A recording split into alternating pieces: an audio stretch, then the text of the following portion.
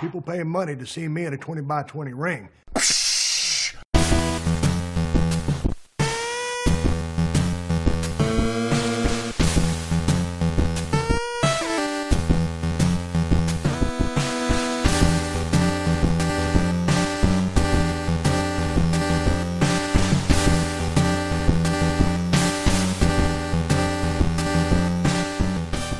Welcome back, wrestling fans, to another edition of the 20 by 20 Ring Crew. I am your co-host, Joe, with my brother here, Matt. Hey, yo. And we're here for episode 25, believe it or not. And we survived this long. Yeah. I had no doubts, but it's still weird to hear the word 25 come out of our mouths. So, we are in the background, as always. We have something playing, and this week it is the December 8th, 1997 edition of Monday Night Raw during the Attitude Era. For no particular reason. For no particular reason. Just something to have on for inspiration, I guess. If you're keeping track by episodic number, it is Raw number 237. So there you go. It's available on the WWE Network in its entirety. If you don't have a subscription, you can get one through us, possibly at a discount, over at 20x20crew.com/podcast/WWE Network. That's all one word, by the way. Holy crap, I haven't seen this. Yeah, we're watching the beginning, the opening video, where there's like warehouse and dogs and Ahmed Johnson with a 2x4. With a 2x4. I always hear bad shit about him, and like the way, just the way he worked was fucking horrible. Yeah. Yeah. I didn't mind him growing up. I thought he was decent, but same here. But he's clearly not around anymore. Like, he doesn't even do indie spots here and there. So there's got to be something to it. Yeah, look, Pyro. You don't see that anymore either. That Pyro looked like it was like going towards the fans. Going towards the fans. I remember that Pyro because I've been to a few Raws during the Attitude Era. Signs and all the signs, but that fucking Pyro was louder than shit. So I was at Raw. The last Raw I was at, believe it or not, was 2003, and Kane came out twice. And at that time, like, he didn't have like that opening song first that led into the Pyro. It was just the Pyro right away. And where we were sitting, we were very close to the stage. So I mean, you got that boom pop right in your ear twice. Good God. So it was fun, but it hurt a little bit too. There's a massive amount of signs in the crowd. That is crazy. Yeah, you certainly don't see that anymore. Not just WWE. It's just everywhere. It's a lost art in wrestling. It's not a thing to do anymore. It's an Espanol, in case you were wondering. But we're here today to talk about something that happened on our Raw back in July, as we're now in August, and I'll let you do the honors. Well, I think it's a little fitting, being that we're breaking new ground, doing our 25th episode. What better way to celebrate it with the announcement of another groundbreaking situation in the world of sports entertainment. On the July 23rd edition of Monday Night Raw 2018, Stephanie McMahon announced the first ever all-women's pay-per-view for the WWE. Huge fucking news. Yeah. Long time coming in my book. It's about damn time they get their own pay-per-view. Yeah. It's going to be called Evolution. It's going to take place October 28th of 2018 at the historic Nassau Coliseum in Uniondale, New York. They don't do that venue very often anymore. No, it is a lost venue for sure. That's, oh man. Growing up, obviously that was Vince's backyard, being in New York. And they would run shows there all the time, especially house shows, if I'm not mistaken. But I'll never forget when the NWA, is more so the Crockett promotion of the NWA, decided to start running shows there. and I'll never forget, like, I think it was one of the first couple times that they ran a show there. They had double booked all of the seats. Oh, no. Yeah. And so there was the duplicate tickets, and oh my God, it was just a complete fuck up. You had so many people pissed off. I don't know if they ended up refunding everybody. Yeah. Or what have you, but yeah, there was a lot of pissed Holy off shit. wrestling fans. I digress. Evolution, the pay-per-view, again, it's going to happen in October of 2018, so later this year. And to kick it off, they announced, obviously, the two major women's singles championships will be on the line in respect to the WWE Raw Women's Championship and the SmackDown Women's Championship. Both will be on the line. And they're going to add to that the NXT Women's Championship will also be on the line that night. And now they have just added the United Kingdom Women's Championship to also be defended that night. So 4 women's titles from their 4 brands right off the bat as part of the show. And then they will also have the final Mae Young Classic, the second annual Mae Young Classic, the final match of that tournament happening that night at the pay-per-view. Which should declare the number 1 contender to the NXT Women's Championship, if I'm not mistaken. So there you have it. At least 5 matches already booked for the pay-per-view. So much potential in this event.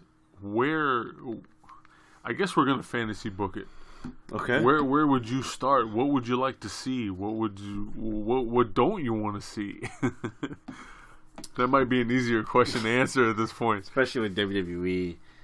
Well, I mean, you're talking about WWE, and you're talking about a very gimmicky company that focuses on sports entertainment. But you're also talking about empowering the women's revolution, or evolution in this case. And even if it's for one night only, which I hate saying that, but for one night only, put the wrestling first. Obviously, you're focusing on showcasing your female talent to be a legit force in your company. Don't fuck it up by making it a bunch of gimmicky bullshit that it's going to end up leading to more of a joke than anything else. So be very careful when you do stuff like that. You have the Raw Women's Championship and the SmackDown Women's Championship on the line. I'm very proud of the fact that women are finally getting their dues in professional wrestling. In this case, WWE. I hate to be a downer here, though, but there's a big part of me that really thinks that your Raw Women's Champion going into this show is going to be Ronda Rousey, and I have a major problem with that because again, you're trying to showcase the best of the best, right? Okay. Ronda Rousey isn't that. She's far from it. I don't know who you book in this situation, but Ronda Rousey should be a part of this show because I think she's the future aspect of WWE. But I would really, really hope that they don't make the mistake in putting Ronda Rousey in the spotlight here. And Alexa Bliss, even if it's just character saying it, is completely correct. A glorified rookie in the spotlight where somebody else should be. Somebody like an Alexa Bliss, a Mickie James, a Sasha Banks, Bayley, people of that nature over Ronda Rousey any day of the week. So that's where my constructive criticism kind of takes place. It's make sure you have the right people in the right spots because this is a big deal. This is the first ever all-female pay-per-view for WWE. They like to say it's all first ever all-women pay-per-view ever. That's not. I mean, if you think it is, watch wrestling. One of my favorite companies, WWN, has 52 all female wrestling pay-per-views in their books. And that's what's kind of bittersweet about all this, is that whenever the WWE does something major or significant like this, they usually try to play it off as something that they came up with. Yeah. You know, and like a couple episodes ago, you and I were talking about ladder matches. And oh yeah, they were the first ladder match. According to them, they were the first ladder match. And when they have on their own network that counters what they're saying. Yeah, so, oy. But yeah, I mean, and that's the unfortunate part of this, because you're absolutely right. There are multiple independent organizations out there that run shows, pay-per-views, mind you, almost every month or every other month, and how do you just ignore all that? Especially when some of the talent that's going to be either in the Mae Young Classic or on your pay-per-view were from these organizations at one point, you know? So it's like, to completely put the kibosh on all that, it's like, what the fuck? Looking at some of the talents on the WWE Raw roster, again, I mentioned Alexa Bliss, I mentioned Bayley, Mickie James, Sasha Banks, but here's some other people to consider that I would obviously put over Ronda Rousey. Ember Moon. Oh man, my favorite. Yeah, Ember Moon, Natalya. Seasoned vet, hell yeah, dude. An absolute a legend in the making. The three members of the Riot Squad, Ruby Riott, Sarah Logan, Liv Morgan, not putting them in that match, but certainly at a higher level than Ronda Rousey as far as in-ring performance goes. Of course, yeah. And there's other people on there, but they're not worth mentioning. See, Ronda Rousey is booked later this month for SummerSlam against Alexa Bliss, and it's looking like a clear favorite to win. I hope I'm wrong on that, and Alexa retains. But even if she doesn't, somewhere between then and October, take that belt off of her. Put her in the card, but take that belt off of her.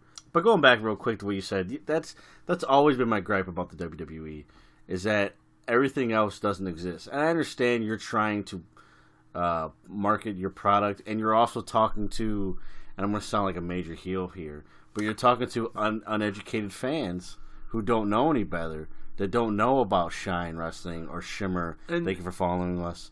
And that's how they get away with making these statements. Yeah. That's exactly it. I mean, you look at somebody like, Deonna Purrazzo and Toni Storm. They just came from World Wonder Ring stardom.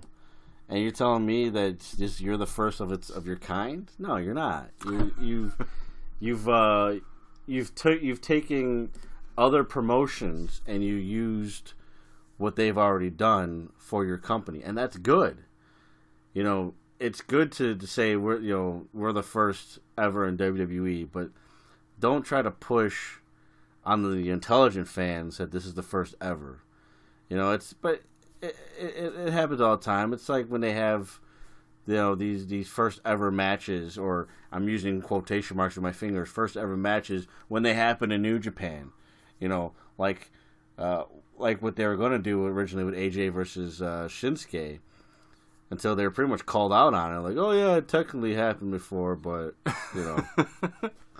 because had the internet not taken over, they would have built it as first ever. Oh yeah, first ever. Definitely. It's like what they did with Andre and Hogan, first time ever. No, it wasn't. No, it wasn't. Yeah, if I'm not mistaken, I think it was Harley Race was the first one to body slam Andre, and it happened years before Hulk Hogan did it at WrestleMania 3. With that being said, it's just a smart business move, but it happened around the same time. I want to say actually 3 days before Stephanie McMahon's announcement. The World Wrestling Network announced they were going to include all of their family live events. They're now included in their Club WWN subscription. Yeah. So kudos to them, and that is huge news. For those of you who are not familiar, this includes Evolve Wrestling, I believe FIP, right? Full Impact Pro. American Combat Wrestling, which is hardcore based. Okay. Shine, which is all women. Style Battle, if they do a season 2. Sweet. There's also, they just hooked up with Kaiju Big Battle. There's a southern promotion of that. And they also brought back ICW Hardcore Wrestling. That was a defunct promotion that was defunct since 2003. That's brought back. So that's also part of all of that. So all of those WWN family live internet pay-per-views are now going to be carried on Club WWN as part of the $9.99 a month subscription. Dude, $9.99 a month. You can't fucking beat it. And it actually started July 20th. They kicked it off with Shine 52. Yeah. So there you go. Congratulations to the all the female performers over at Shine for the 52nd pay-per-view that they're hosting through WWN.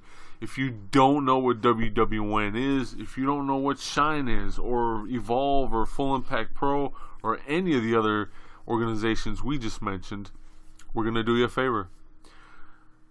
For new subscribers to the Fight TV app, where you can get all of these awesome wrestling organizations, we're going to give you $20 for free. $20 to spend on any one of these damn shows.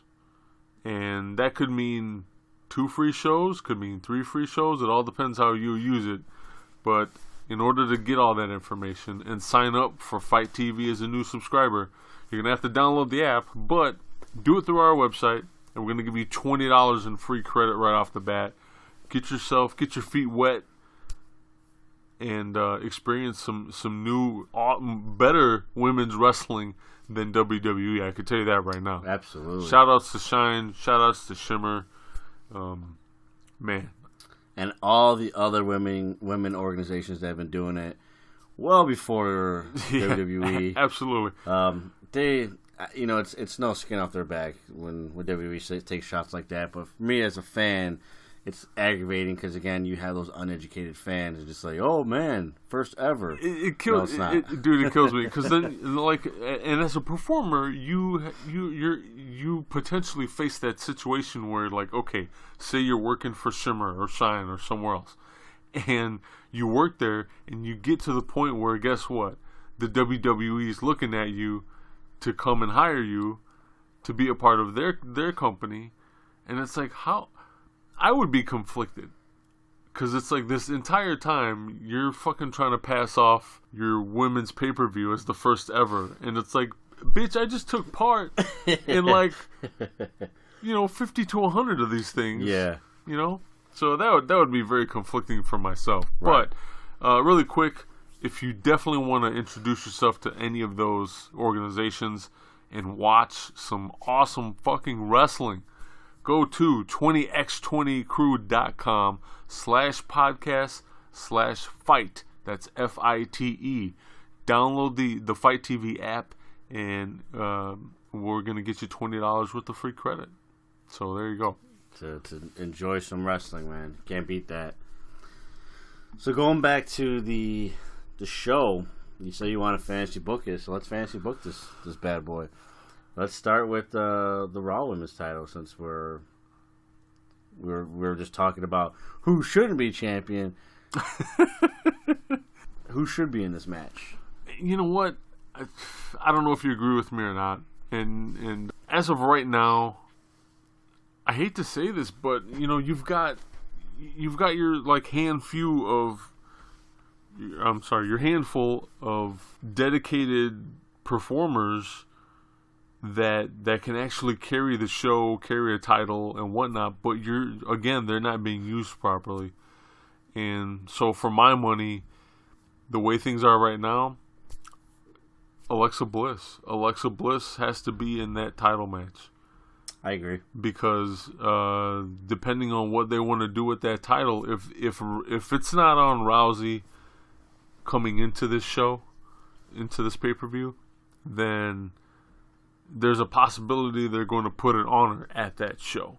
And if that's the case, you're going to want somebody like Alexa Bliss in the ring with her, because Alexa Bliss will be able to put her over and do it successfully. Yeah. I can't really say that about a majority of the women's roster. Now, obviously, I'm not talking about Natalia or Mickie James, people like that. But for my money, she's hot right now.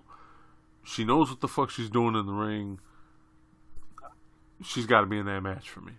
I don't know who she's going to go up against, but again, like I said, if Rousey's not champ at the time and hasn't been champ at the time, more than likely they're going to make her champ that night. There's always part of me that anytime you do these, and again, when I say the first ever, I mean first ever for WWE, but you have somebody that's been there during a time when women were still pretty much just second nature. You know, they just were second class citizens. Citizens, they were attractions, and you know yeah, exactly. You're absolutely right. And you have somebody like Natalia who's been there through that time, through that era, and since she started, it was very much, you're going to take me seriously, even if I have to go up against people like Kelly Kelly and Eve and Maurice and, you know, women who had no talent in that ring.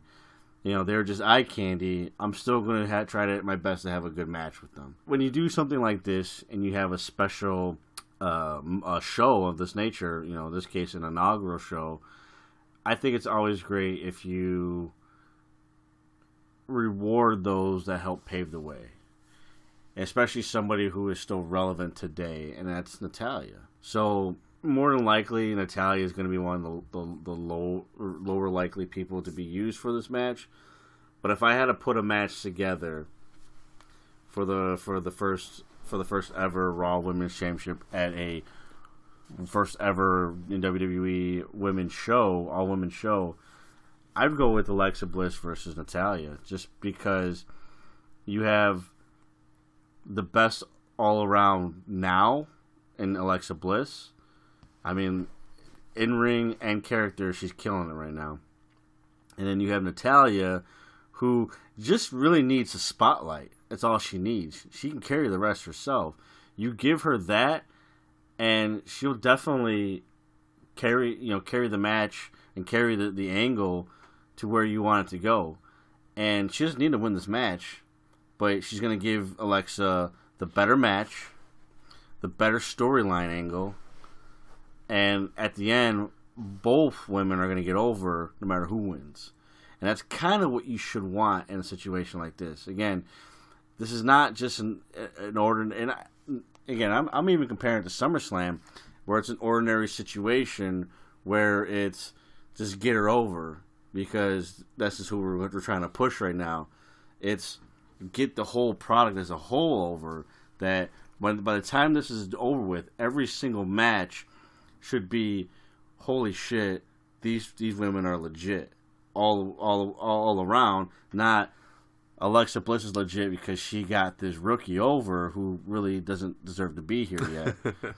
And, you know, save that for another time. Save that for fucking WrestleMania for all I care. Because believe it or not, this has more significance for women than WrestleMania does. So that's the reason why I go with the better match, and that's why I in the sense of having somebody more experienced than Natalia, I just look at one of those things as, you know, when I say be careful to who you put in there, because you book it incorrectly, yeah, you're going to get people who are going to watch on the network and all that stuff, and you're going to get, you know, people at the venue, and it looks like you made your short-term dough, but long-term, it has a pretty negative effect, because it's like, yeah, you guys really didn't come that far to begin with. If this is the best that you have to offer. I wholeheartedly agree. I feel like Rodney Dangerfield right now. There's a movie he did called Back to School. Oh, I love that movie. So, okay, good. You're familiar. So, for those of you who are not, there's a scene in there where he's in his first day of business class, and he's obviously a successful businessman, and the business instructor is trying to teach class, and Rodney Dangerfield keeps interrupting him with, like, real world expectations of this fictitious business that they're trying to create for the class. And finally the business teacher's just like, you know, you do things in the real world and it involves like mafia payoffs and greasing the wheels of this and this, but that isn't how a legitimate business should run, and things of that nature. I feel like we just had that conversation. Like, I'm Rodney Dangerfield. Like, I wholeheartedly agree with you. I want it to go that way because you're right. They really have to be careful. Because if they want the women's division to become its own thing, which it should have been already, and have that success and have that proper growth and following, you want to do it correctly. You don't want to go for the cheap approach. You don't want to half-ass it. You're absolutely right. If I had it our way, it would be Alexa Bliss versus someone like Natalya. Yeah, it doesn't even have to be Natalya. Just somebody of that nature. Somebody that knows what they're doing in that ring. But the realist in me, you know, I said what I said because I really, truly believe, like, unfortunately, that's probably what's going to happen. Yeah. They are going to put someone like Ronda Rousey or fucking Carmella in the SmackDown. In the SmackDown match. When it really shouldn't be them. If they want this thing to have a certain level of legitimacy and integrity, they'll listen to us. But guess what? They probably won't. Yeah, because we're a bunch of wrestling fans. Yeah, what do we know? Yeah. We're watching Raw again against 1997, so South Park is brand new. Oh, that's right, yeah. Those shirts, he's got a South Park... Road Dogg. Yeah, Road Dogg and Badass Billy Gunn of the New Age Outlaws are in the ring with Dude Love, and they have South Park T-shirts on. And on the back, he has "Oh, you didn't know," which makes no sense to South Park whatsoever. But it's just funny because they wasn't the only one. I remember Golga from the Oddities would have the Cartman doll with them. Do you know the story behind that? No, I didn't know. No, so they were trying to figure, not to get off topic here, but they were trying to figure out, believe it or not, Golga is John Tenta. Is it John Tenta? Is John Tenta who played the Shark and Earthquake. Yeah. So yeah, John Tenta is Golga. Okay. And so they wanted to capitalize off of Cartman. Okay. And they were trying to get away with kind of having like a bootleg Cartman character come out, and I guess it was originally pitched as he wanted to come out as Cartman. Okay. And obviously because of licensing rights and whatnot, they never got the approval. So it's like, well, what do we do? So that's how Golga came to be. But the Trey Parker and Matt Smith is his name, or no? Trey Parker and Matt Stoner. Matt Stone. Okay, yeah. So they were okay with them having the doll out there. Like, he could carry the doll, but he just couldn't come out as Cartman. Okay. So that's why he carries that fucking doll. Yeah. Fucking WWE, man. I'm telling you. Let's go back. Let's go to the SmackDown Women's title, which is currently held by Carmella. She is set to defend that championship later this month at SummerSlam against Becky Lynch. Fuck. You know, if there was ever a time for Becky Lynch to get a fucking title, it would be at this show. Yeah. I would really, if it were me, Asuka versus Becky Lynch at WWE Evolution. That's where we think alike, because that's the match that I had too. The only wild card that I throw in there is Charlotte Flair, because anytime you have something like this, Charlotte Flair is almost guaranteed to be a part of it. I'm getting to her. Okay, all right. But for that SmackDown Women's Championship match, I would love it to be Asuka versus Becky Lynch. See, this is one of those things that just is mind-boggling to me. Now, and I understand you have long-term storylines and all that shit, but Asuka comes to SmackDown, and Becky Lynch is back from an injury, and it's just like, we're wasting so much time with Asuka versus Carmella. You're not going to give the title to Carmella. I mean, excuse me, to Asuka at this point, because you're just not. That's how you're booking it. You're booking Carmella to retain that title. Why couldn't she face anybody else? Just give her anybody else. Give her fucking Naomi or something. Like, save Asuka for, like, the more talented people. You know, especially if you're going to do 2 pay-per-views in a row. Like, do it the one time. Do whatever you want to do with it. She doesn't win the title. And then move on. Go to something, like, better. You know, Becky Lynch is fighting Iconics or whatever the fuck. Iconics or how many fucking eyes are in it. She's fighting all those fucking eyes. You know, week in, week out. It's like, what about Asuka and Becky Lynch? You know, when are you saving that for? This is the perfect time to do that. So you have that. How I would book it, even if I don't want it to be a short reign, but I would book Becky Lynch win the title at SummerSlam, and then Asuka winning it finally at Evolution. I could tell you right now that's probably not going to happen. Damn it, I can't book anything correct. The only reason I say that is because if you do enough research and digging and listening, you come across a fair amount of wrestlers or wrestling personas who will all make the statement that Vince has a hard time accepting Asian wrestlers, whether they be female or male. Okay.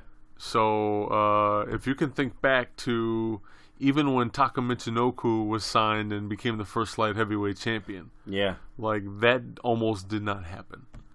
Because Vince he's just, for whatever reason, not sold on... You don't like Asians. Yeah, I mean, I don't want to come out and say it, but yeah. Well, I'll come out and say it.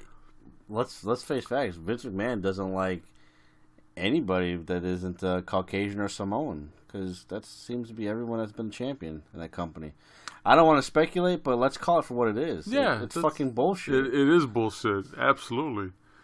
So... that's why I say Asuka probably doesn't win that title, which is, again, it's bullshit. But again, I'm Rodney Dangerfield, and you're the business instructor. You're Philip. Asuka, leave the company because they're not ready for Asuka. That company has never been ready for Asuka. No, absolutely not. And she could easily go. She could go to Shine or Shimmer, or just about anywhere else she wants to go. Go back to Stardom. She could go back to Stardom, and damn, she would. I could tell you right now, she would probably be much happier and have like a more fulfilling career. I would assume she'd be making a decent amount of money, being that she already has a name built up. So, yeah, she should really leave, because I don't see anything good happening for her anytime soon. And we're talking going into October already. Yeah, she had her streak broke at WrestleMania. Okay, now I was surprised by it, but I was fine with it. But back-to-back losses to Carmella. You book you push Carmella, but you have a problem with Asuka. Man, there's something wrong with you. There's something majorly fucking wrong with you. But anyways, you have other championships on the line. You have the NXT Women's Championship on the line, currently held by Shayna Baszler, who is set to defend that title at NXT TakeOver Brooklyn later this month against Kairi Sane. And if that's the case, she'll probably still be the champ. Yeah. This particular title is a little tougher to book, and the only reason I say that is because obviously you have two awesome performers in Kairi Sane and Shayna Baszler, who has definitely come into her own. Yeah. You have them two, but it's going to be an interesting time to see what influx of performers we get after the Mae Young Classic happens. How many of those defect into NXT and become part of the women's roster there?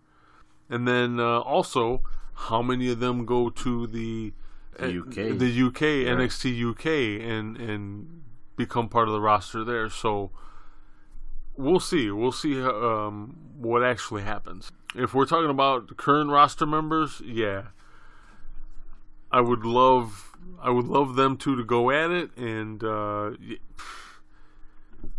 I really, really like where Shayna Baszler's at right now and what she's doing. I just don't know if she's that. I don't know if they're going to build her up to be that dominant to carry that title all the way through to October.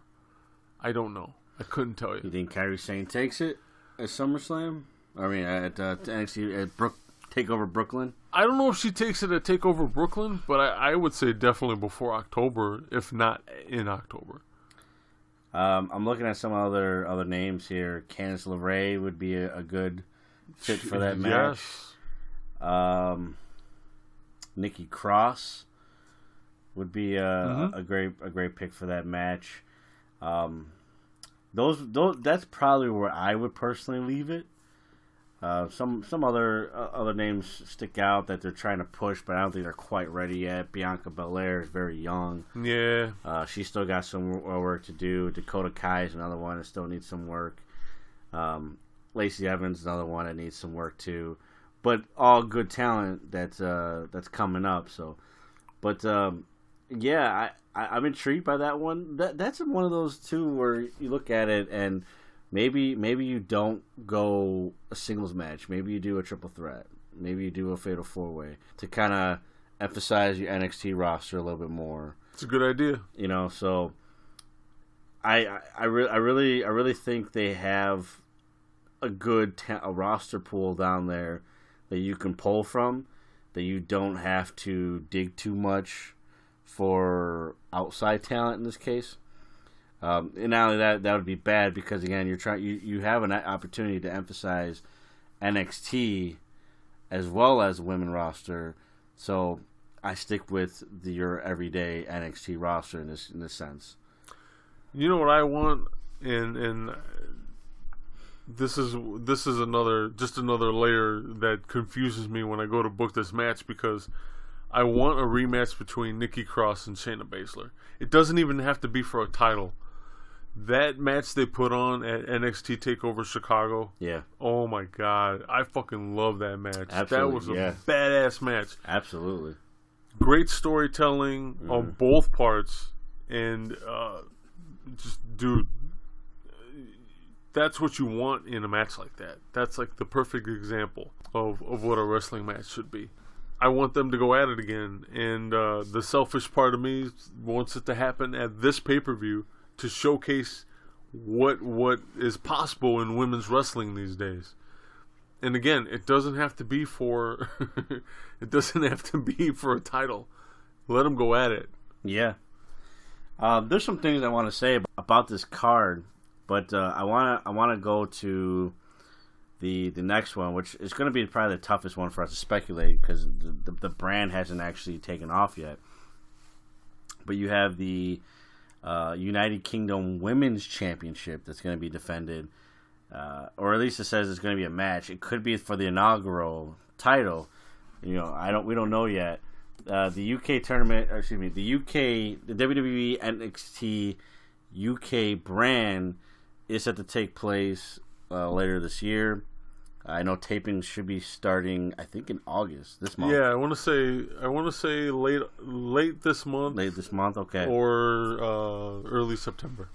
Because they already have a UK champion. There's going to be a UK women's champion, UK tag team champion. As far as signed UK talent for the NXT UK brand, you have Charlie Morgan, Isla Dawn, Ginny, Killer Kelly, Nina Samuels, and Tony Storm. Tony Storm. So you just do like the Triple H thing, just give her the title. I'm fucking with you. I know. No, I would. I totally would. Out of that group, she definitely is the one that stands out the most. Dude, she's got it figured out. She's got it all figured out. You've got lightning in a bottle right now. You just signed Toni Storm. Yeah. You better put a fucking title on her right away. Right away. And she has the in ring ability to carry that title for a long period of time. Legitimately. Yeah. With integrity. Like, don't fuck that up. I'm glad she's going to be part of the NXT brand as opposed to Raw or SmackDown. I really like the way that the UK as a country or as a group of countries handle their talent, because she has it all figured out. You tend to forget she's 22 years old. Yeah, she's only 22. She's a baby, dude. You know, and she's got it figured out though.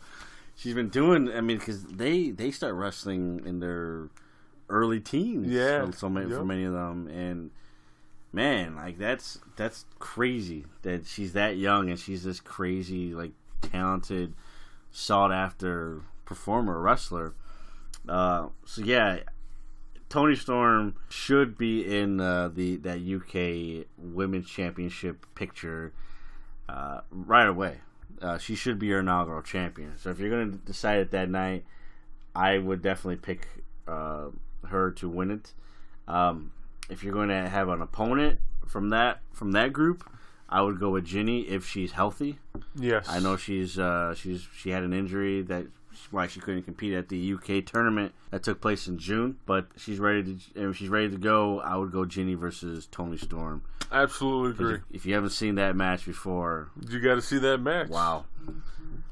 And we're going to, before we get into the Mae Young Classic, because as you mentioned, you have the 2018 Mae Young Classic tournament final match, which, if I'm not mistaken, is also for a title shot, the NXT Women's Championship. I could be wrong about that though. But before we get into that, we booked the title matches. Mm-hmm. I know you mentioned stuff like Charlotte Flair. Yes. What do you have in mind for the rest of the show? This is exactly where Charlotte Flair comes in. Again, she's one of those performers who doesn't need a title to do what she does in that ring. Yeah. And we have neglected to mention at least one other person that I would like to see on this card, and that is Sasha Banks. Yeah. I would book them against one another in some sort of, I don't want to say gimmick match, but some sort of match. If I had it my way, it would either be another Hell in a Cell with them two, or a women's, like an Iron Women's match, or last woman standing match, something like that, because those two can carry that fucking match and make it a success. The only other person that I would want in a match of that caliber is Asuka. Yeah. Asuka versus Charlotte Flair. But yeah, you need you this is the kind of stuff that you should be showcasing on this card in order to give it a long-lasting integrity. And you have the performers to do it. Mm-hmm.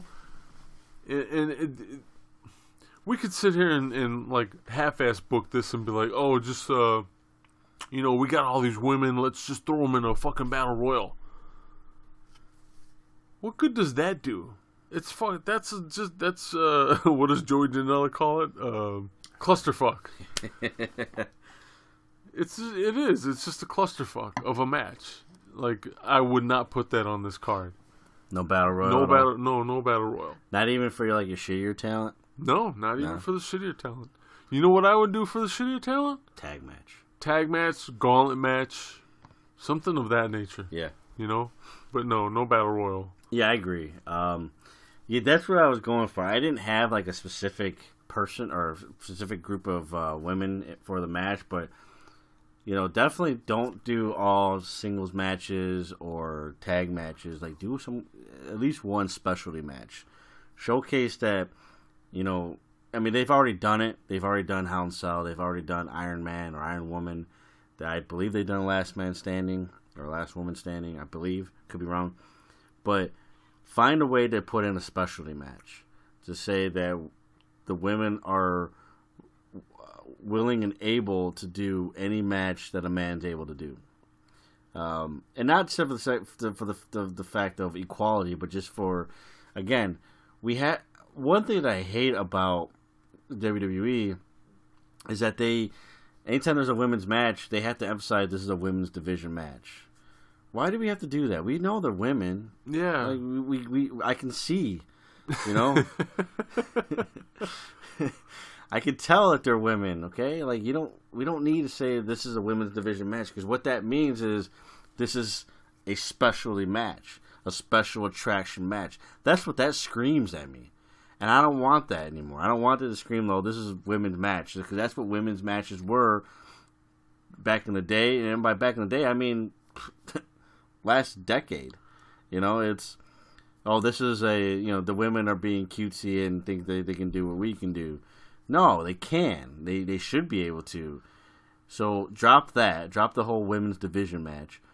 And if you have a specialty match, and I do like Charlotte Flair versus Sasha Banks, because those two always delivered in any match they were in against each other. But what you have now is a complete package show where we have singles matches, we have tag team matches, we have specialty matches. Even if it's just one, that's fine. It's plenty. Because you don't want to get too gimmicky either. But it's one of those things where it's just, we have a little bit of everything. It's, again, professional wrestling is the ultimate variety show. Yeah. So therefore, that's a great way to emphasize that. So that's where I was going with that too. Again, tag team matches is a great way to emphasize the not quite ready to be on their own talent. And yeah, I know she's the SmackDown Women's Champion currently, but Carmella's on that list too. She's not a very good in-ring worker. She knows she's not a very good in-ring worker. She's a good character, but that's about it. So put her on that, on that platform. If you're going to, you have Lita, Trish Stratus, and Beth Phoenix going to be a part of this show. Don't know if they're going to be in ring. I hope not. But if that's the case, you certainly don't want to waste time having singles matches or things of that nature. Right. Put them in specialty tag matches. Let them do a couple moves. Tag them out of there and be done with it. Yep. It's a good way to pay tribute if you have to do that, but you don't want to waste time either. So, there's definitely a lot of other things you can book there, and we're gonna talk about this more as we get closer to the event, when we get things that are more concrete. Yeah, exactly. Because again, we're in August, and we gotta wait till October for this, but. Let's talk a little bit here about the 2018 Mae Young Classic. The finals, again, will take place at WWE Evolution on October 28th in Nassau Coliseum. But actually, as of this recording, we already had the tapings done for the other rounds of the earlier rounds of the Mae Young Classic. Joe and I have not seen anything. It's going to be aired in episodes like the first, the inaugural Mae Young Classic. So we didn't read any spoilers. We're basing off of just our knowledge of wrestling, and and again, they're just predictions that could very well be wrong, because it's really hard to predict these things, especially in WWE. But you have this roster. Anybody initially stand out besides Toni Storm on this Mae Young Classic tournament? Deonna Purrazzo. You only say that because she's Marty Scurll's girlfriend. No. No.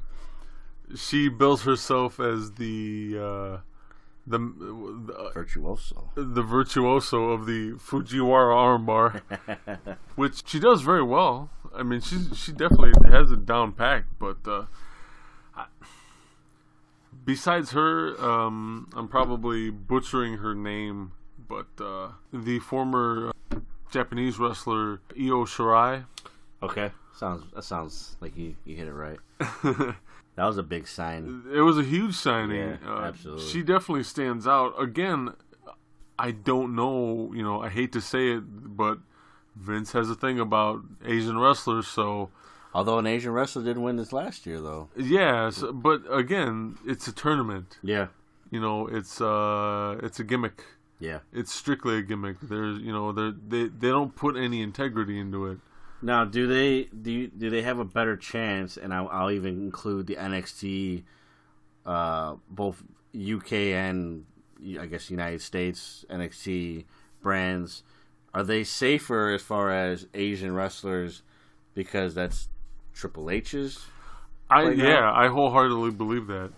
I really do, because I think if that weren't the case, we wouldn't see certain talent get signed for contracts, and then we wouldn't see them showcased at all. And let's face it, he's done both. Yeah, I mean, you look at Asuka and even going to the men with Shinsuke Nakamura, both were dominant champions while they were down there. So, yeah, I in this case, I would say Shirai definitely has a shot, and I think she has a shot to go deep, depending on where the. Again, we don't even have brackets in front of us at the moment. No. But in case, depending on what the brackets hold, I think she has a good shot to run deep. I don't know. I don't have her going all the way, though. Then you've got Isla Dawn from Scotland, who Yes, great talent. awesome talent. But again, like we'll see how it goes. You've got Karen Q, who is big on the indies right now. Yeah, she's unfortunately she's not really the type that they usually go for. She's a great worker. She's a tough woman too. I've seen her take some stiff shots, and she just takes it. Unfortunately, I got her probably dropping out in the first round. Well, and plus, she's from China, so Fucking Asian wrestlers. Asia, we love you, by the way. Yeah, we've got all the love. Just Vince McMahon doesn't. So you've got Mercedes Martinez also in here. She's back. She was in the semifinals last year, losing to Tony Storm in the semifinals. Again, a legitimate contender. Tony Storm. Oh my God! Please just let her win everything. Yeah. Just everything. Book her twice that night. Yeah. Rhea Ripley is another up and comer. She's from Australia. Yep. She's in this tournament. And then there's one that I'm conflicted about. You have from India. You have Kavita Devi, who was in last year's Mae Young Classic. Yeah. She was all prepped to sign a contract. If I'm not mistaken, she did sign a contract it was a developmental contract, and then she ended up getting fired. So for her to come back and do a second tournament, I can only think if that's the case, and I'm not mistaken, she's probably just a filler entry, unfortunately. That's what it looks like. Yeah. So interesting character too. she's her stature's pretty big. She runs like 6 foot, maybe 6'2". She does powerlifting too. So. She's a power lifter, yeah. So, I mean, it's not like she's unintimidating. But for whatever reason, she didn't work out the first time around. So for her to come back, either she's made some drastic improvements to her performance, or something. I don't know. But you also have Mia Yim, who's well known for her time in Impact Wrestling, representing South Korea. Although she lives in California. Killer Kelly is one of my favorites in this. I don't see her running very deep because what I saw from her short time in WWE, as far as the UK tournament, they didn't seem like they were willing to push her the way that I thought they would. Yeah. Mm-hmm. So, Nicole Matthews, I've seen her work in Shimmer Wrestling. She's representing Canada. Hello, Canada. And you have the returning. I don't know how I feel about this one, but the returning Caitlyn. Oh yeah. Is back in this one too. So, who by the way doesn't look anything like what she used to when she left, at least in my opinion. No, she doesn't. And I don't know if does she have work done or that I don't know, but I know. Not to get off topic here, but I know for sure part of the reason she left to begin with was because of JR. JR. Yeah, JR apparently is pretty sweet on her. And being creepy, huh? Yeah, he was being creepy, and Okay. she was like, "Yeah, I'm not having any of that." So Gotcha. for her coming back, like, don't get me wrong, she's obviously a beautiful woman, but there's no reason to be creepy about it, JR. Yeah. Yeah. Don't. He's a whole nother podcast.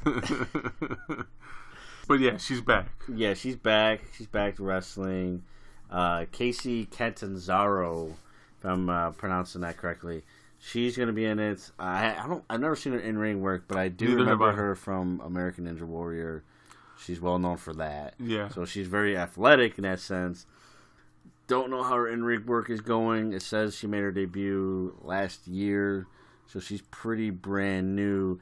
Not to be alarmed, because if you remember, Bianca Belair was pretty brand new, like years in wrestling, when she did the Mae Young Classic last year, and she obviously turned out to be a pretty good talent. That's the names that we recognize. There's some other names that I don't know if you have any other names that you recognize, but those are the names there for me. Deonna Purrazzo is a standout. Toni Storm is a standout. Ginny is also in. I don't think we mentioned Ginny. She's also in this tournament. I think she's still currently the Rev Pro Women's Champ. Don't quote me on that. I'm not sure. I'm not sure either. I gotta imagine she's got to be a favorite. I don't know where Caitlin's gonna fit in this. I don't know. I know she's gonna be a fan favorite for a lot of people because she's a former WWE wrestler, former WWE Divas champion, if I'm not mistaken. Yes. I just don't know where she fits in all this. Then you have like good names like Killer Kelly, Mercedes Martinez, Mia Yim. I would like to see him go deep. I don't see him going very deep. Mercedes Martinez deeper than the other two. I mean, again, she was in the semifinals last year, but I don't quite see that again this year. You also have entrants like Zuxis, who's a Puerto Rican luchadora. I'm sorry. She still has a mask, right? Yeah, Okay. and she's done at least 10 years in CMLL. Oh, okay. Yeah, so she's very seasoned, well-rounded. She also does tours of Japan, so Okay. she's not coming into this blind. But realistically, And she's not Asian. She's not Asian, but realistically, I think she's just filler talent. To be honest with you. Yeah. There's always going to be that filler talent, but it sucks when it's somebody that actually has talent. Yeah. You know. So I'll go first. If I had to pick somebody out of here, I think Toni Storm is a top pick, although that contradicts the UK Women's Championship. If I'm sticking with that, I think the next pick for me would be Deonna Purrazzo, who would be well deserved in the sense of WWE because she was in WWE before. She got treated like crap. She was just filler talent, and she did it with a smile on her face, and she handled it professionally. Went left to go to the minor leagues. Became an absolute star, and now she's back.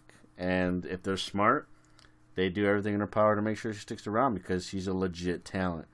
That's going to be if done properly, Vince could be dominating the main roster soon enough. Absolutely.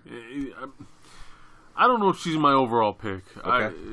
I'm going to go along the same lines you are. So Toni Storm first and foremost. Yeah. If they don't fucking give it to her, which God, they're fucking idiots, but I could see Deonna Purrazzo, but I think Triple H breaks some rules, and we see Shirai win it. Yeah? Yeah. Okay. I can get behind that. like I said, I have my doubts about how deep she goes, but she's also a huge signing though too. So it's not quite the Tony Storm stupidity, but yeah, if you don't run with her, like if you and I are booking this, I find a way, to get her at the very least semifinals. Yeah, oh yeah. At the very least. So, I mean, obviously, the deeper you go, the tougher it is to book, in my opinion. Oh yeah. That goes without saying, but there you have it. Tony Storm is our overall pick. If not, I got Deonna Purrazzo. You got Io Shirai, and those are going to be your winners, whether you like it or not, ladies and gentlemen. No. I have no idea. We have no idea. That's why we play the games. But that's gonna again culminate at the very first all women WWE show. Pay-per-view, yes. It's going to be Evolution. It's stuff between two interesting shows. You're stuff between the Super Showdown in Australia and then the second annual NXT TakeOver War Games. So you got a pretty good span of some interesting shows to end the year. So that's that. That's the pay-per-view thus far. Again, you and we're going to touch more into the Mae Young Classic and the Evolution. Not touch Mae Young. Not touch Mae Young. Okay, good. Yeah. I don't want any part of Mae Young. And we're going to touch more on the Evolution pay-per-view as the card becomes more concrete. As always, we want to hear what you have to say about this. What's your feelings on the overall announcement? And what are your takes on who should be in those matches? Again, this is a very important pay-per-view. So, sound off. Yeah, sound off. Collect your thoughts over the break. And you and we got some bills to pay. So, we'll be right back. Right back. This episode of the 20x20 Crew is sponsored by Amazon Prime. Sign up for a free 30-day trial and you get instant access to thousands of movies and television episodes. You get to borrow Kindle ebooks.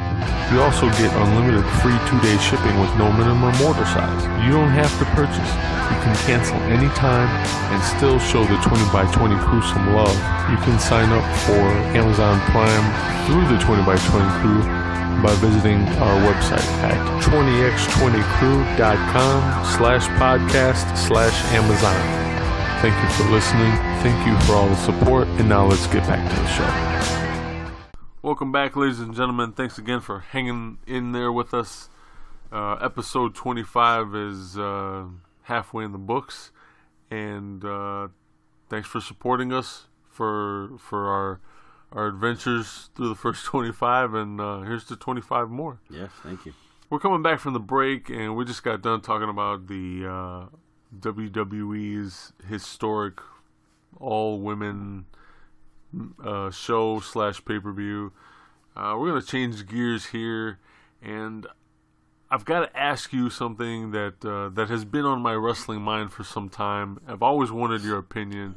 And it seems like I always either forget to ask about it or it just never comes up in conversation. Okay. For those of you who don't know, a lot of our wrestling conversation here is very organic, and it just happens. We go off on our own little tangents, and we don't always get to cover everything we come up with. So that's the problem with not having scripts, but we're not gonna have scripts. Yeah.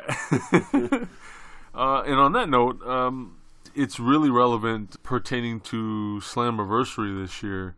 You and I have watched many different organizations, many years of wrestling, and there's one thing that first of all, you and I both agree is a lost art in professional wrestling, and that is the art of selling. Yeah. But more so, to add another layer to it, masked wrestlers. Masked wrestlers and being able to sell effectively to your audience. Something I've always wanted to ask you about. Where do you stand? What are your thoughts? In my circle of conversations when it comes to wrestling, independent of you, it's very hit or miss for a lot of people. Like you get not that most of the people I talk to watch the current product anywhere, but you have Sammy Callahan and Pentagon Jr. or Pentagon Dark, whatever he's calling himself these days. I think he graduated to Pentagon Dark now.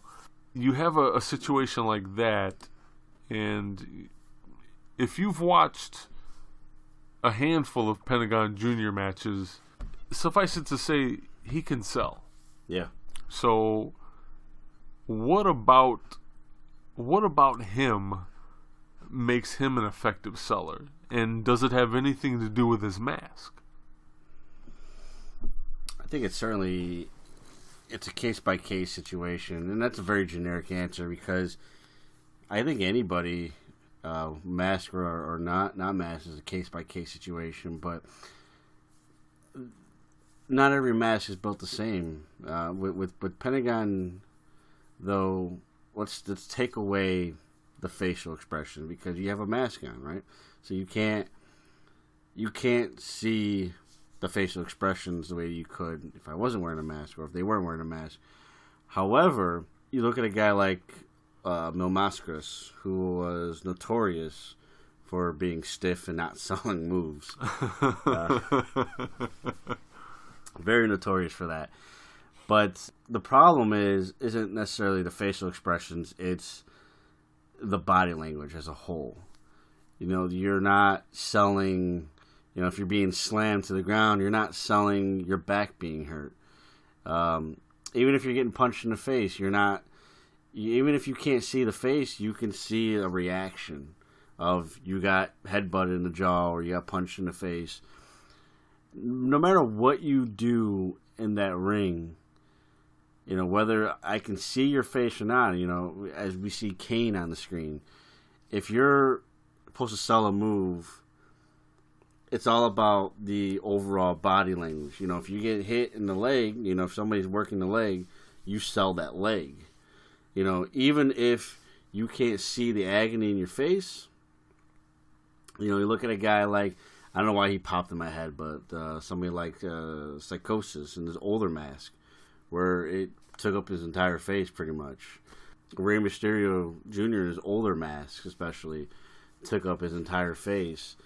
If you work that leg, you still got to sell that leg, and you might have to find different ways of doing it. It could be holding that leg.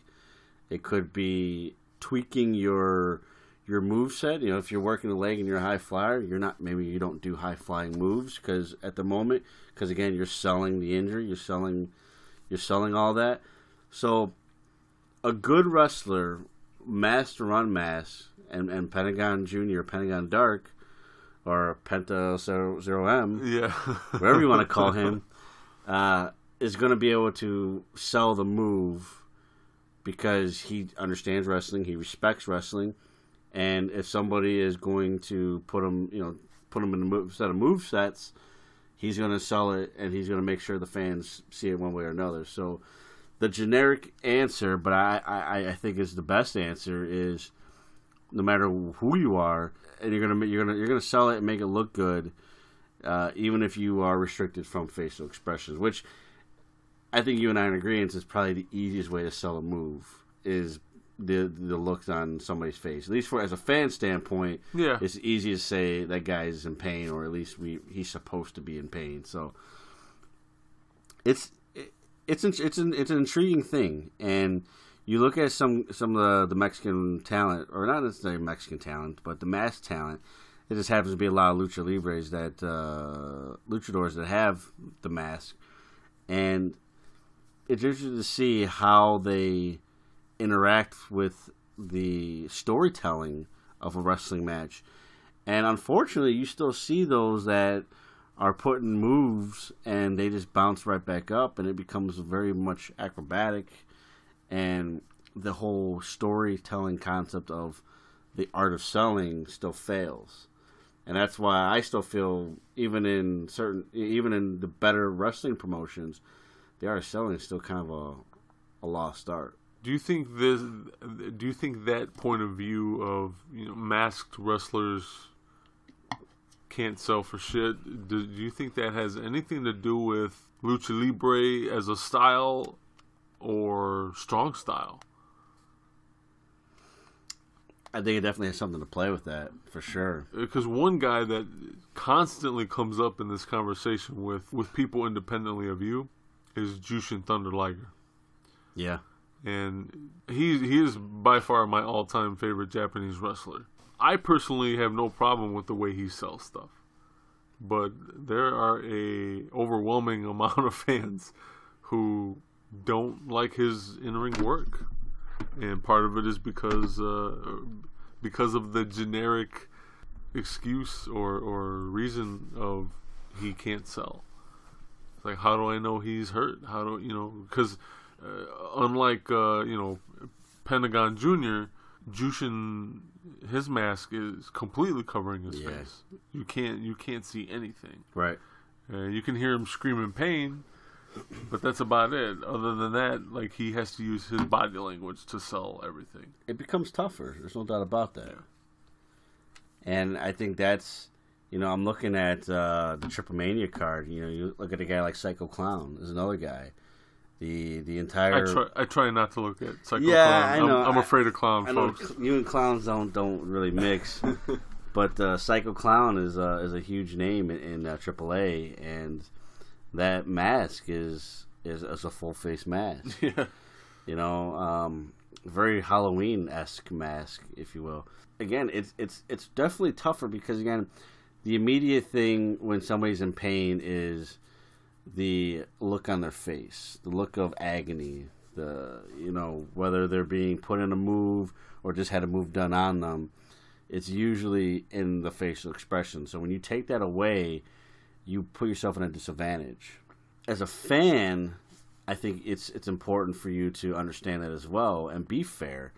To Jushin Thunder Liger, who is definitely one of the greatest wrestlers of all time, and just because you can't see his facial expression and you don't understand the way he sells it, because he does sell. Yeah, he does. Just because you don't understand doesn't mean it's not there. You have to you kind of have to take a step back from what you perceive as selling and really watch what he's doing. And then you'll be able to understand it. He's not stiffing anybody. He is selling those moves. It's just not the way that you're accustomed to. But again, it's just because he wears a mask. That's basically where that comes from. It's the style of wrestling affects it too. There's a lot of keep in mind, Japanese wrestler, very accustomed to strong style wrestling, very stiff style of wrestling, and selling is different in where he's from. It always has been, and for the foreseeable future, it will continue to be that way. So you have to put that in perspective as well, that the style of wrestling is different. I say the same thing about Lucha Libre, where the style is different.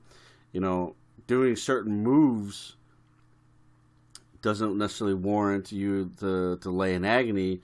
You bounce back up, and you do your own set of moves, and it's a different style compared to what you see here in the United States for a lot of things. So when you start to see, whether you jump to New Japan or jump to AAA or CMLL, or you see that style of wrestling happening to your wrestling that you watch, it's one of those things that you have to kind of take into consideration, because it's not going to be the exact same thing. It's like taking a Japanese baseball player and taking him here in the United States, and it's like his game's a lot different, and it looks weird.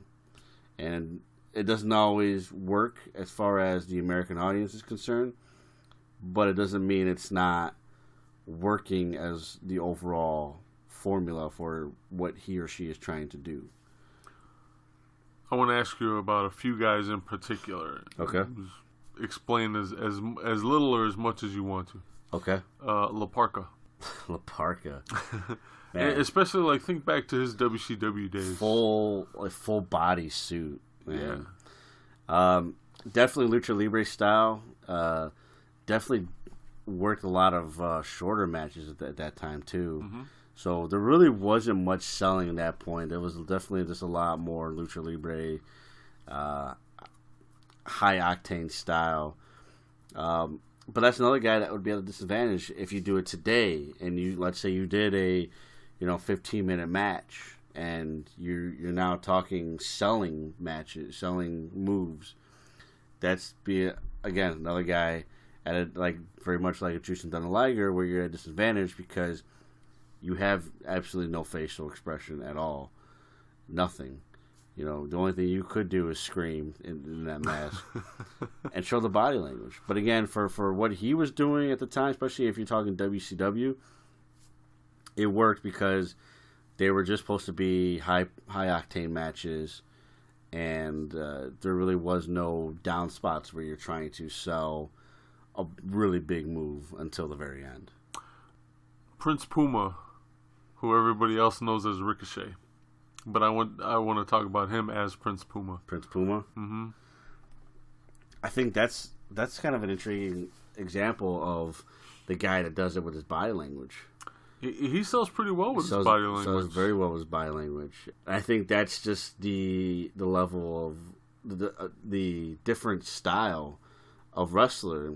Again, you're talking a guy that broke in with guys like Chuck Taylor and guys of that nature, where you are working longer matches and you're working story-driven matches, so you're used to telling a story. You put a mask on your head, you don't necessarily change what you do, you just alter it.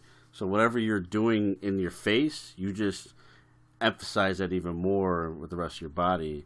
And I think he's a great example of that style of what I'm trying to say with the whole mask and selling it kind of thing. Blue Demon Jr. Blue Demon Jr. was, again, very much the Lucha Libre style. You gotta remember too, if I'm not mistaken, he's definitely an older wrestler. Yes. And so you have that old school mentality style as well. Definitely stiffer than what you would like out of that style of wrestling. But again, I think that's kind of the conflict in the styles of a wrestler. Is you see that with older Lucha Libre guys. It just seems like, I don't know, the Mil Mascara style, where it's just no sell. Not saying that he didn't sell. It just wasn't. I don't know. It's just not where you would like it to be altogether. Here's another one that intrigues me. Mil Muertes from Lucha Underground. He doesn't have to sell. He's always beating somebody up. Obviously, he's very physical lucha. Mm-hmm. Almost bordering on hardcore a lot of the times. Well, yeah, when he was, even back when he had no mask on, that was what he was known for, was hardcore style wrestling. But Mil Muertes, actually, I know you're not quite caught up with season 4 right now. No, I'm not. But I'll just leave it at this. I hang my head in shame. I leave it at this. He really is showcasing character, even in just by his eyes alone. First of all, and I know as a live audience, you can't really see his eyes. You don't. Not all the time. Yeah, it all depends on the camera work. Right. But I'm even talking about the live audience too. Okay. Just being able to see the eyes. Right. But you have a guy that's he very much belongs to Katrina. That's you have that angle going on, and it's the same thing with Montanza, where it's just you have this. Here's my next one. Okay. You have this humble monster, if you will, and they showcase it by Mil Muertes. He's this beast, but when she's present, she drops the shoulders almost. He drops the shoulders almost. Well, yeah, he's supposed to be undead. Yeah. So he's succumbing. Same thing with Montanza. He's succumbing to their master, and the way they portray that, even though you can't see the face, it's very much with Montanza, because he's a Hawaiian dude playing a Mexican. Jeff Cobb, if you didn't know. But it's very much like just what they're doing is using body language to a T, because again you can't see the face. You know, you lower the head, you do as you're told, kind of thing. Obviously, when you're when the bell rings and they're in a match, you know they're as dominant as can be. But yeah, two very good examples of guys wearing masks that are selling for storyline purposes. Because especially for right now, I mean, where they're at right now, they're not really selling in ring because they're just dominating matches. But when Matanza fought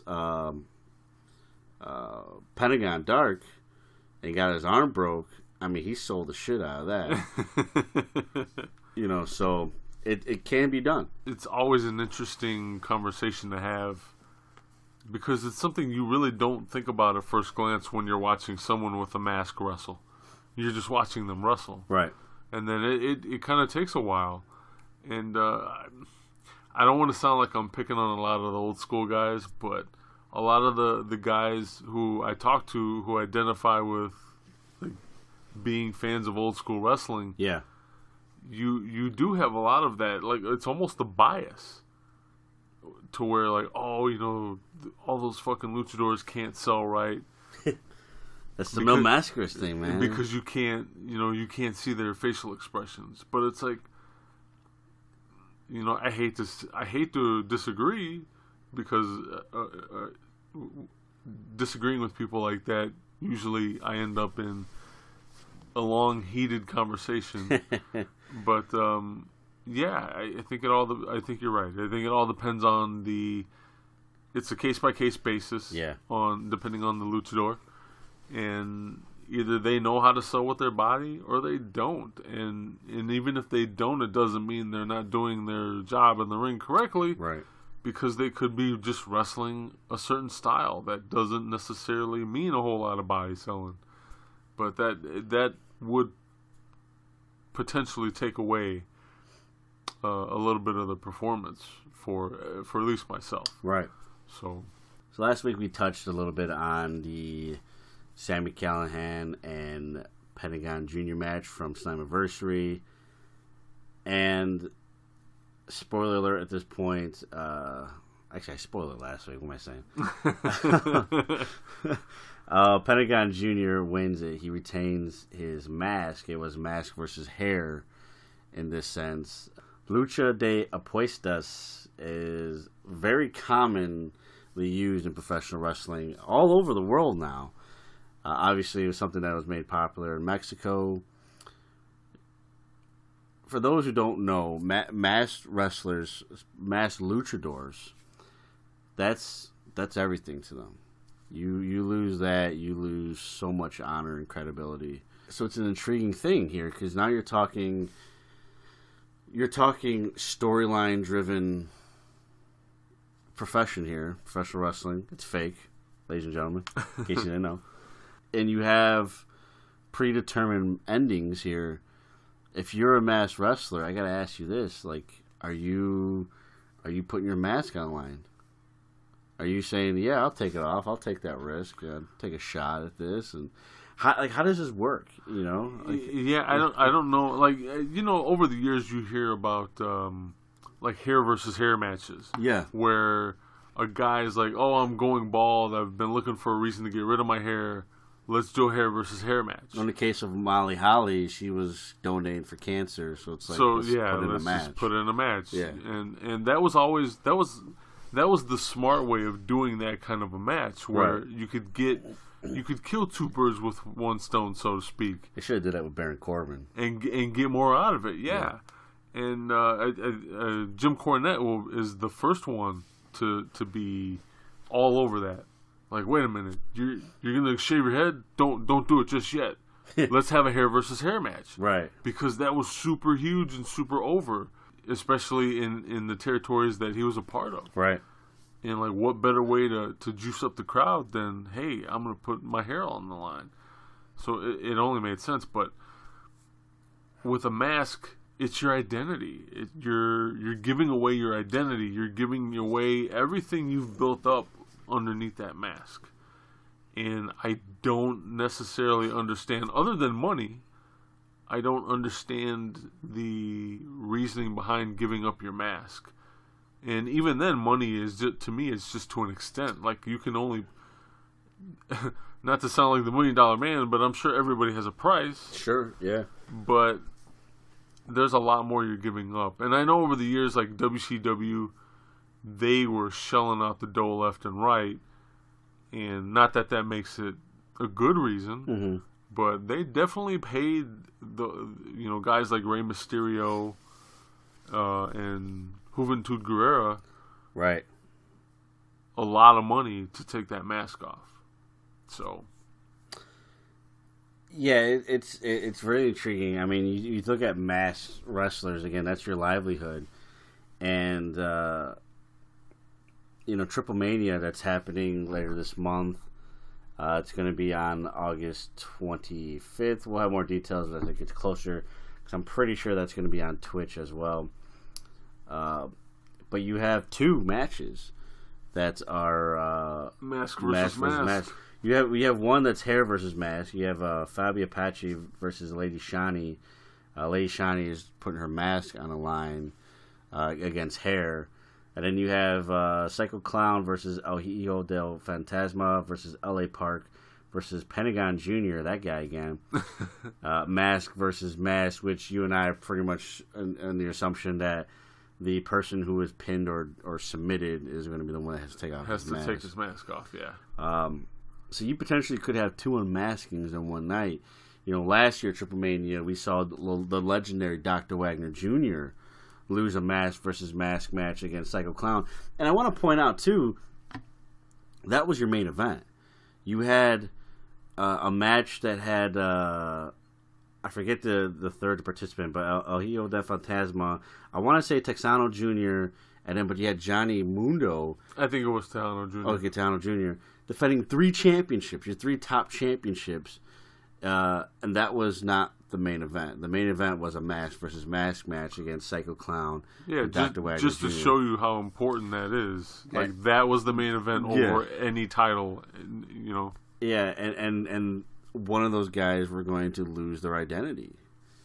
And you look at a guy like Dr. Wagner Jr., who's a bad guy, a rudo, if you will, in Mexico, and he always had the mask to bank off of, because I imagine people like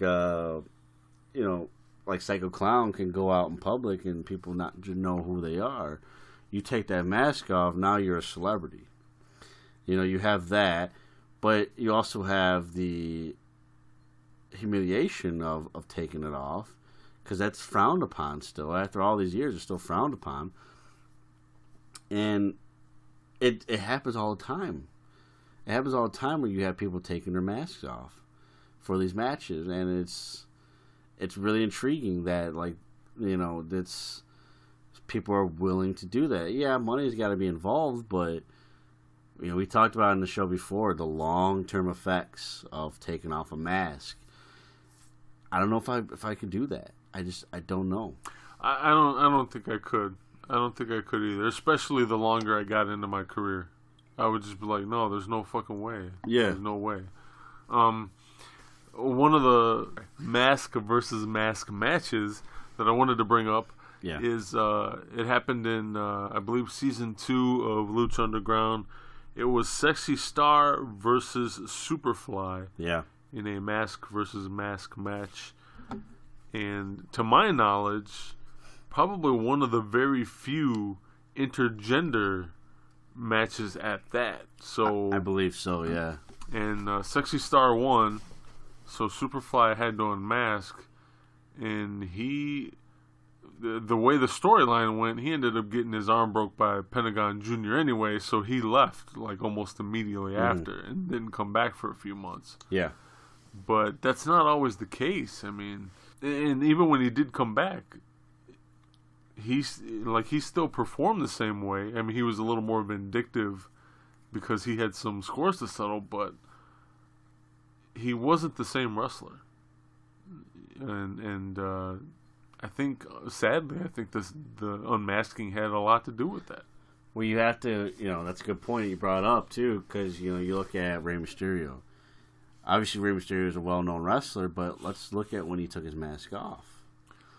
I hated unmasked Rey Mysterio. Him as part as the fucking, what were they called? The Filthy Animals. The Filthy Animals. That was some dog shit story writing, dude. Oh my god. You ain't kidding. It's like, what do you do with this guy? Juventud Guerrero, when he took his mask off. What do you do with this guy? The juice was loose. Yeah. You didn't have a whole lot planned with them. And, I praised WWE when they signed Rey Mysterio, and I want to say 2002, that the first thing that they advertised was he got his mask back on. Yeah. Because it was just what was synonymous with him. There's guys who go on to have successful careers.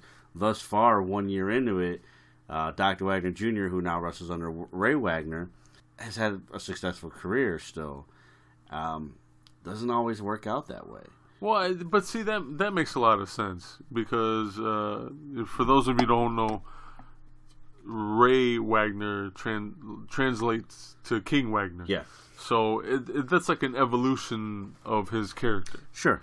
But with Rey Mysterio, you can't go around having a name like Mysterio and not expect to have a mask. Like, it doesn't make sense to be unmasked, There's nothing Mysterio about you. Right, there's nothing mysterious about you. So, and that was part of it for me. Like, even Ray that, Babyface. Yeah, right. You would have to rename yourself to evolve your character, to change, and he didn't. He was just always Rey Mysterio. Yeah, it just it didn't work. I hated those fucking overalls you wore too. What else did they call him? Like Little Ray Ray? And it's Little like, Ray, yeah. No, nobody's buying that. I'm not buying that. It was terrible. And the worst part about it is that Disco Inferno was in that group. Fucking Disco Inferno. It's like all Latinos. Like, isn't he Italian? I don't know. It doesn't matter. That group sucked. But yeah, it's you look at like somebody like Lady Shani, who is a huge female wrestler in AAA, and what if she loses this thing? What's going to happen to her career? It's such a. It almost seems like a dangerous thing to do because you have to alter your lifestyle too now, where it's just like, okay, like people know who I am, people know, go back to Rey Mysterio. They now know the mystery behind me. Even if I have my mask back on, they know what I look like. So it's, I can't necessarily, I can't be the secret person that I was before.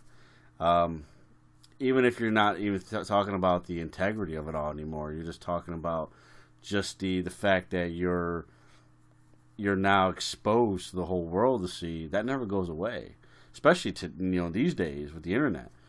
So I don't know if I could ever do that. The hair. If I was going bald or if I was really planning on doing it, yeah, but. If somebody, if Jim Cornette came up to me and said, "Hey, I got an idea. Like, we're gonna have you shave your head for this angle," I'm thinking, I don't know about that. It's not as big as a mask, in my opinion, because you already see what I look like. But it's that same thing. It's you're gambling things, and you're gambling things in predetermined situations. It's really a complex, thing. I mean, over the years, it's gotten very gimmicky. We saw that with The Undertaker and Shawn Michaels, where it was the streak versus the career. Very gimmicky, but that technically was considered lucha de apuestas. They're both gambling something. Mm-hmm. Even though it was basically a retirement match. As we see more South Park shirts from the New Age Outlaws. We are watching Raw 239 now, I think. I think so. Something like that. So the week of December 15th, 1997. Almost Christmas time. Yeah, almost Christmas time. As the New Age Outlaws sport their tag team championship belts and matching Cartman t-shirts. The 90s, man. Oh my god. The 90s. But as we get ready to watch this this match with Do Love and Road Dogg, we're gonna call it here. But as always, we want to know what you guys think. Put a mask on you for your career. Do you take it off? Do you take it off at any point? That's really an intriguing question, I think. And not only that, how do you sell? You know, are you Mil Mascaras or are you Prince Puma? Which one are you? Let us know on Facebook, facebook.com/groups/20x20talk. You can come chat with us and tell us your opinion on selling and masks and hell, why not hair versus hair too. You can tweet us at 20x20crew on Twitter. We are also available on Instagram at 20x20crew. Keep in mind, folks, starting September 2nd, we will be fresh off of All In and starting our Instagram exclusive giveaway. All you got to do is follow us on Instagram. So make sure you are actually following us and answer the weekly question. Answer the weekly question correctly. We're going to post a picture associated with the question. All you got to do is answer it correctly. That'll enter you into the monthly drawing, and at the end of the month, we will draw for a giveaway prize, free of charge. Free of charge. One extra thing, real quick. First 20. Yes, first 20 correct answers. We'll get this right soon enough, ladies and gentlemen. We are also on YouTube, 20x20crew.com/podcast/YouTube. Again, we are looking for subscribers, always subscribers. We have our own exclusive fantasy booking content on our YouTube channel called The Following Contest. You can definitely check all that content out there exclusively on YouTube, 20x20crew.com/podcast/YouTube. Please, as always, subscribe. We're looking for 50 subscribers, as you said, and by doing so, we're doing a giveaway. It's absolutely free for you. All you have to do is subscribe to our channel. That's it.